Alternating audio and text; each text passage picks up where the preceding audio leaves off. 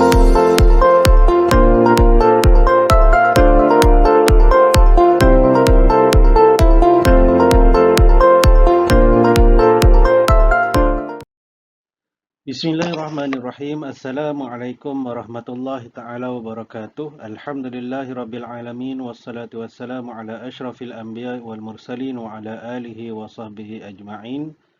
Qala rabbi shrah li sadri wa yassir li amri wahlul 'uqdatam min lisani yafqahu qawli. Subhanaka la ilma lana illa ma 'allamtana innaka antas samiul alim. Wa la haula wa la quwwata illa billahil aliyyil azim. Alhamdulillah, syukur kita kepada Allah Subhanahu Wa Taala kerana masih lagi diberi peluang untuk kita sama-sama teruskan bincang soalan UPKK. Kita masih lagi dalam membincangkan berkenaan dengan soalan sirah, yang mana pada kali ini berkaitan dengan soalan subjektif pula. Okey, tanpa melengahkan masa, jom kita mulakan. Okey, soalan 1. Okey, soalan sirah ni, yang sebelum ni kita jawab soalan objektif dan struktur tu, dia ada 40 markah. Kemudian dia ada bahagian B lah kiranya ni. Soalan subjektif ada 60 markah. Okey, soalan 1, baca petikan dan jawab soalan berikut. Okey, kita baca petikannya dulu. Pengertian mukjizat pada bahasa bermaksud yang melemahkan.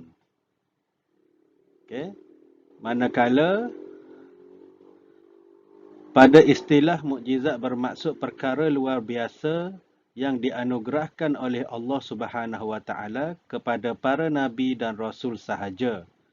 Di antara tujuan dikurniakan mukjizat ialah menyokong hujah dan membuktikan kebenaran ajaran para nabi dan rasul, serta mematahkan hujah orang kafir yang menentang para nabi dan rasul. Mukjizat terbahagi kepada dua, iaitu mukjizat hissi dan mukjizat maknawi. Okey. Boleh? Kalau tak faham, baca sekali lagi apa yang disebut dalam dalam petikan ni. Dia cerita tentang pengertian mukjizat pada bahasa bermaksud yang melemahkan. Satu, dia cerita pasal pengertian. Okey, kemudian pada bahasa bermaksud yang melemahkan. Okey. Manakala pada istilah, daripada sudut istilah pula, mukjizat bermaksud perkara luar biasa yang dianugerahkan oleh Allah kepada para nabi dan rasul sahaja. Okay. Seterusnya, di antara tujuan dikurniakan mukjizat ialah menyokong hujah dan membuktikan kebenaran ajaran para nabi dan rasul, serta mematahkan hujah orang kafir yang menentang para nabi dan rasul. Mukjizat terbahagi kepada dua, iaitu mukjizat hissi dan mukjizat maknawi. Okey. So, kita tengok soalan-soalan dia. Okey, soalan yang pertama, 1.1. Apakah pengertian mukjizat pada bahasa dan istilah? Okey, kita dah baca tadi. Okey, mukjizat pada bahasa ialah yang melemahkan. Daripada sudut istilah pula, mukjizat ini ialah perkara luar biasa yang dianugerahkan oleh Allah kepada para nabi dan rasul sahaja. Okey, ini pengertian mukjizat. Okey, soalan seterusnya, berikan 3 tujuan mukjizat dikurniakan kepada nabi dan rasul. Berikan 3 tujuan mukjizat dikurniakan kepada nabi dan rasul. Okey, yang pertama, menyokong hujah. Kalau kata menyokong hujah ni maksudnya kalau nabi dan rasul tu menyampaikan sesuatu hujah, maka datang mukjizat daripada Allah kepada nabi dan rasul tersebut untuk menyokong, menguatkan lagi hujah yang disampaikan oleh para nabi dan para rasul. Yang kedua, membuktikan kebenaran ajaran para nabi dan rasul. Nabi dan Rasul ni dia bawa satu ajaran kepada umat dia. Kemudian mukjizat ni adalah untuk membuktikan kebenaran ajaran Nabi dan Rasul. Yang ketiga, mematahkan hujah orang kafir yang menentang Nabi dan Rasul. Okey, ini tiga tujuan mukjizat dikurniakan kepada para nabi dan para rasul. Okey, seterusnya. Tulis dua bahagian mukjizat. Dua bahagian mukjizat. Kita baca dalam petikan tadi, dekat perenggan yang akhir sekali tu. Dua bahagian mukjizat. Okay, yang pertama ialah mukjizat hissi. Yang kedua, mukjizat maknawi. Apa maksud mukjizat hissi dan mukjizat maknawi? Mukjizat hissi ni, mukjizat yang boleh dilihat. Maksudnya, satu-satu mukjizat. Contohnya, mukjizat tu diberi kepada Nabi Muhammad, kepada Rasulullah, tapi boleh dilihat ataupun dirasai oleh para sahabat. Kemudian kalau mukjizat maknawi pula adalah mukjizat yang tidak dapat dilihat ataupun tidak dapat dirasai oleh para sahabat. Okey, kita tengok soalan yang seterusnya. Pada pengetahuan kamu, berikan dua contoh mukjizat hissi dan mukjizat maknawi. Okey, mukjizat hissi, contohnya bulan terbelah dua, melambatkan matahari terbenam. Mukjizat maknawi pula adalah Al-Quran dan Isra' dan Mi'raj. Okey, tengok. Kalau mukjizat hissi ni, bulan terbelah dua dan melambatkan matahari terbenam ni, kedua-dua perkara ini terjadi dan dapat dilihat oleh para sahabat Rasulullah. Kemudian kalau mukjizat maknawi ni dia secara langsung daripada Allah dengan perantaraan malaikat, kemudian tak dapat dirasai oleh manusia yang lain, oleh sahabat-sahabat Rasulullah. Macam contoh Isra' dan Mi'raj, hanya Rasulullah sahaja yang merasainya, dan bila Rasulullah selesai sahaja Isra' dan Mi'raj tu, Rasulullah ceritakan kepada umat dia. Dan kita tahulah dalam peristiwa Isra' dan Mi'raj tu berapa ramai yang percaya, dan ada juga memang ramai betul yang tak percaya. Okey. Memang dah ada pun yang memeluk Islam kemudian murtad balik, keluar daripada Islam selepas dengar Isra' dan Mi'raj ni. Okay, sebab dia orang menerima sesuatu berita yang disampaikan oleh Nabi Muhammad pada masa tu dengan cara logik akal mereka. Mereka tak fikir yang Allah ni boleh lakukan macam-macam perkara. Okay, soalan seterusnya, pada pendapat kamu, adakah terdapat perbezaan antara mukjizat dan sihir dalam agama Islam? Okey, kalau soalan yang ada perkataan adakah, jawapan kita mestilah kita jawab adakah ni dulu. Adakah terdapat perbezaan? Kita pun jawab ya ke, betul ke, ada ke. Okey, kemudian salin je balik. Okey, contoh dia. Okey, jawapannya adalah ya. Terdapat perbezaan antara mukjizat dan sihir dalam agama Islam.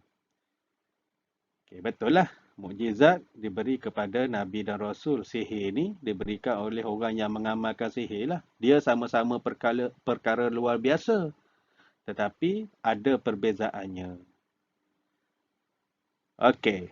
Seterusnya, soalan 2. Jawab semua soalan. Okey, 2.1, apakah peperangan pertama dalam Islam? Apakah peperangan pertama dalam Islam? Jawapannya, Perang Badar. Okey, 2.2, bilakah berlakunya peperangan Badar? Bila berlakunya peperangan Badar ni? Okey, pada 17 Ramadan tahun kedua Hijrah. Pada 17 Ramadan tahun kedua Hijrah. Okey. 2.3. Tulis 2 kesan peperangan Badar kepada orang Islam. Tulis 2 kesan peperangan Badar kepada orang Islam. Okey, meningkatkan keimanan. Yang kedua, orang Islam dihormati. Dan kita juga boleh jawab yang yakin tentang pertolongan Allah. Kan dalam perang Badar tu tentera Islam sikit je. Tapi tentera kafir Quraisy ramai. Tapi dimenangi oleh tentera Islam yang sedikit dengan bantuan Allah Subhanahu Wa Taala. Okey, kemudian 2.4, lengkapkan peristiwa peperangan Uhud di bawah perang Uhud. Okey, dia tanya tentang ketua tentera.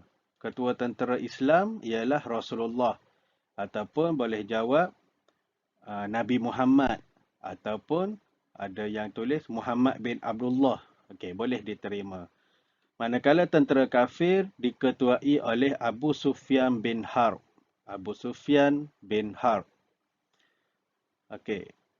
Bilangan tentera dalam peperangan Uhud ni pula, tentera Islam seramai 700 tentera dan tentera kafir seramai 3,000 orang tentera. Kemudian, pengajaran daripada peperangan Uhud.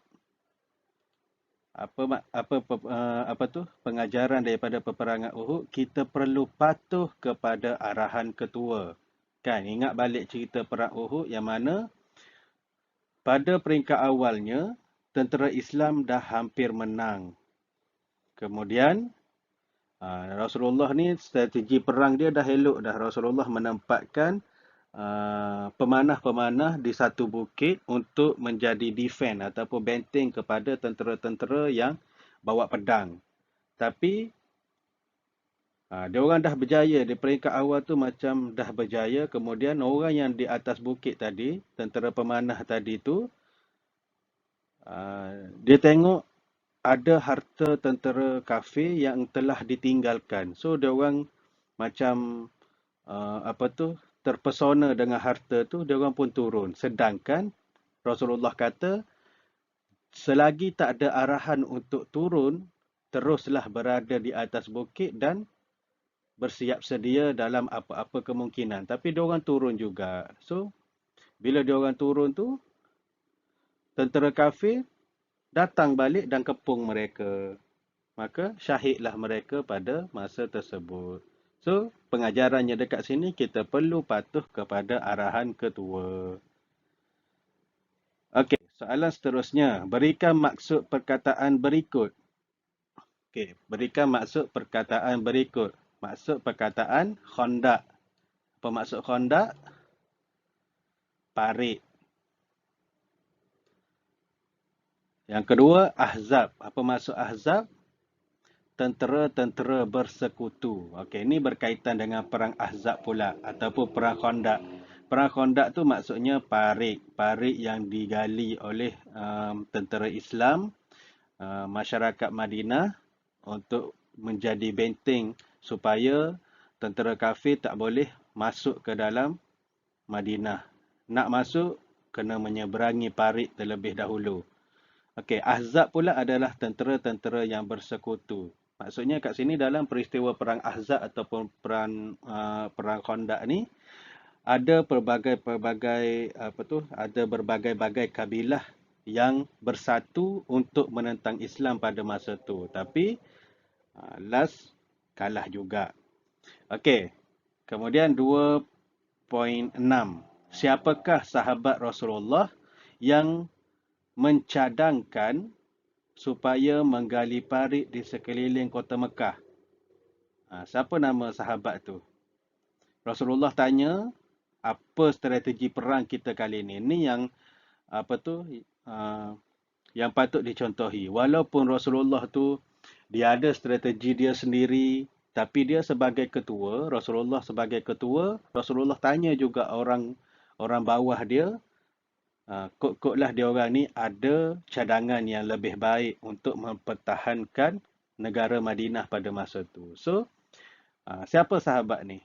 Sahabat ni adalah Salman Al-Farisi. Salman Al-Farisi. Dia bukan orang Madinah dan dia bukan juga orang Mekah, tapi dia orang Parsi. Pun menjadi sahabat Rasulullah dan mencadangkan apa pengalaman yang beliau telah lalui semasa peperangan di Parsi, antaranya adalah menggali parit. Dan Rasulullah menerima cadangan Salman Al-Farisi ini. Okey, kemudian 2.7, berikan dua kaum Quraisy dalam peperangan Khandaq. Maksudnya ni dua kaum Quraisy yang terlibat dalam peperangan Khandaq nak menentang Rasulullah. Antaranya ialah Bani Asad dan Bani Ghatfan. Ada banyak lagi lah. So kita jawab dua sahaja, Bani Asad. Yang kedua Bani Ghatfan. Okey, soalan seterusnya. Baca petikan dan jawab soalan berikut. Okay, sama macam tadi. Muamalat ialah tata cara perhubungan sesama manusia untuk memenuhi keperluan masing-masing. Okey. Perkara muamalat berkaitan dengan urusan ekonomi, politik dan lain-lain. Sistem muamalat sebelum kedatangan Islam dipenuhi dengan kezaliman, riba dan penipuan. Okey. Rasulullah SAW telah mengajar manusia tentang ilmu muamalat seperti berjual beli, sewaan dan pinjaman yang adil dalam kehidupan seharian. Konsep muamalat Islam adalah memberi faedah yang besar kepada manusia. Okey? Boleh? Kalau tak faham, boleh baca berulang-ulang kali kemudian baru jawab soalan. Okey, kita tengok soalannya. Dia kata 3.1, apakah maksud muamalat? Dia nak pengertian ataupun maksud. Apakah erti muamalat? Apakah pengertian muamalat? Apakah maksud muamalat? Apakah definisi muamalat? Mungkin dia tukar-tukar soalan macam tu, tapi dia nak benda yang jawapan yang sama. Okey, jawapannya ialah muamalat ialah tata cara perhubungan sesama manusia untuk memenuhi keperluan masing-masing. Ada dalam petikan tadi. Kan dia cakap baca petikan dan jawab soalan. Okey, 3.2, berikan dua perkara yang berkaitan dengan muamalat. Dua perkara yang berkaitan dengan muamalat. Yang pertama, ekonomi. Yang kedua, politik. Okay. Pun ada juga dalam petikan tadi. Kemudian, apakah sistem muamalat sebelum kedatangan Islam? Apakah sistem muamalat sebelum kedatangan Islam? Macam mana muamalat dijalankan sebelum kedatangan Islam? Yang pertama, penuh dengan kezaliman. Yang kedua, riba. Berleluasanya riba dan banyak berlaku penipuan. Ini sebelum kedatangan Islam. Soalan seterusnya, berikan 3 ilmu muamalat yang diajar oleh Rasulullah. 3 ilmu muamalat yang diajar oleh Rasulullah. Yang pertama, berjual beli. Yang kedua, pinjaman. Yang ketiga, sewaan. Okey. Seterusnya 3.5, konsep muamalat dalam Islam. Konsep muamalat dalam Islam. Apakah konsep muamalat dalam Islam? Okey, jawapannya memberi faedah yang besar kepada manusia. Memberi faedah yang besar kepada manusia. So, bila terjadinya konsep terjadinya muamalat di dalam Islam yang diajar oleh Rasulullah ni, dia memberi faedah yang besar kepada manusia. Tak ada lagi riba, tak ada penipuan yang diamalkan sebelum kedatangan Islam tu, semua Rasulullah dah buang dan perkenalkan cara muamalat yang baru. Okey, soalan seterusnya 3.6. Berikan 3 kebaikan muamalah Islam. 3 kebaikan muamalah Islam. Yang pertama, manusia hidup bekerjasama, mengelakkan penipuan dan melahirkan masyarakat yang bertanggungjawab. Okey, soalan seterusnya. Soalan 4. Jawab semua soalan. Okey, 4.1. Rasulullah sallallahu alaihi wasallam telah melakukan ibadat haji sekali sahaja dalam hidup baginda. Kita baca sekali lagi. Rasulullah sallallahu alaihi wasallam telah melakukan ibadat haji sekali sahaja dalam hidup baginda. Okey. Soalannya, apakah nama dan maksud haji tersebut? Nama haji apa yang Rasulullah lakukan? Haji Wada'. Haji Wada'. Kemudian maksudnya adalah haji perpisahan. Kerana apa? Sekali itu sahaja yang Rasulullah mengerjakan haji. Kemudian selepas daripada tu, Rasulullah tak pergi haji dah dan Rasulullah wafat. Okey, kemudian berikan 3 isi khutbah terakhir Rasulullah. Dia nak 3 isi ni. Dia dah boldkan ni. Dia nak 3 isi. Apa antara isi-isinya yang Rasulullah sampaikan pada khutbah terakhir baginda? Jangan menyakiti sesiapa, Rasulullah kata. Kemudian, riba diharamkan dan melayan kaum wanita dengan baik. Okey, soalan seterusnya, bilakah Rasulullah wafat? 4.3, bilakah Rasulullah wafat? Okey, nombor 1 hari, nombor 2 tarikh, nombor 3 tahun. Dia nak ni, hari apa? Hari Isnin, tarikhnya 12 Rabiul Awal pada tahun 11 Hijrah. Okey, bilakah Rasulullah wafat? Rasulullah wafat pada hari Isnin, tarikhnya 12 Rabiul Awal tahun 11 Hijrah. Okey, soalan 4.4. Siapakah khalifah pertama selepas Rasulullah? Khalifah pertama selepas Rasulullah ialah Sayyidina Abu Bakar. Sayyidina Abu Bakar. Okey. Betul lah kan? Sayyidina Abu Bakar lah yang menggantikan Rasulullah selepas Rasulullah wafat.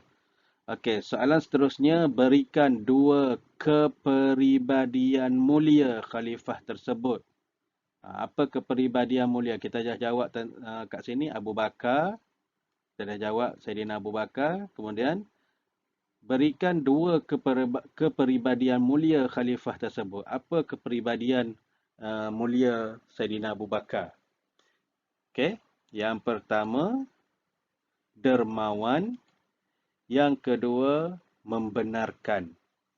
Okey, banyak lagi lah. Berakhlak mulia, rajin, tekun dan sebagainya. Dermawan. Kenapa peribadi Sayyidina Abu Bakar ni dikatakan dermawan? Sebab Sayyidina Abu Bakar ni, dia sanggup, dia punya cintanya pada Islam, cintanya dia dengan apa yang dibawa oleh Nabi Muhammad, sehingga kan dia bagi semua keseluruhan harta dia untuk dibelanjakan ke jalan Allah.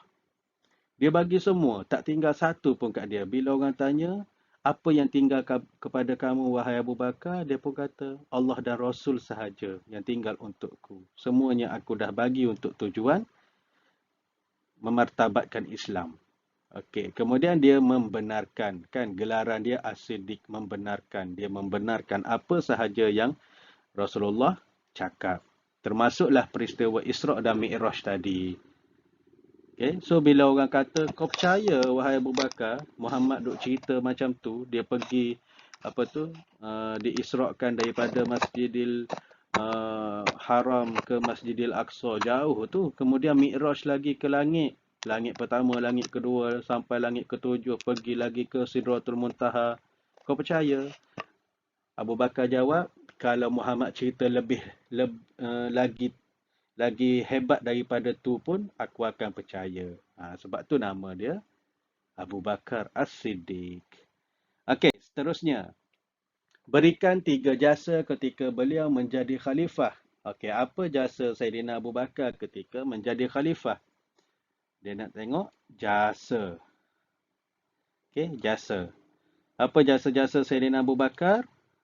Yang pertama, memerangi nabi palsu. Selepas baginda wafat, ada yang timbullah orang yang mengaku sebagai nabi palsu. Dia kata, akulah nabi selepas Muhammad. So, diperangi oleh Saidina Abu Bakar. Yang kedua, memerangi golongan yang memerangi golongan yang enggan membayar zakat. Dan yang ketiga, menyebarkan agama Islam. Pada zaman Abu Bakar ni, Islam makin meluas tersebarnya. Okey, kemudian pada pendapat kamu, apakah yang ditinggalkan oleh Rasulullah sebagai panduan hidup kita? Dia tanya pendapat kita, kemudian apa yang ditinggalkan oleh Rasulullah sebagai panduan hidup kita. Jawapannya ialah Al-Quran dan As-Sunnah. Kitab Al-Quran dan Sunnah Rasulullah sallallahu alaihi wasallam. Okey. Okey, saya rasa sekadar itu sahaja dan selesailah kita untuk soalan sirah ni. Semoga video ini memberi manfaat dan jangan lupa sharekan kepada kawan-kawan yang lain untuk kita sama-sama ambil manfaat daripadanya. Dan jangan lupa subscribe untuk video-video yang seterusnya. Apa yang baik itu datangnya daripada Allah Subhanahu Wa Taala dan setiap kekurangan itu adalah kelemahan diri saya sendiri. Wallahu a'lam bishawab. Assalamualaikum warahmatullahi taala wabarakatuh.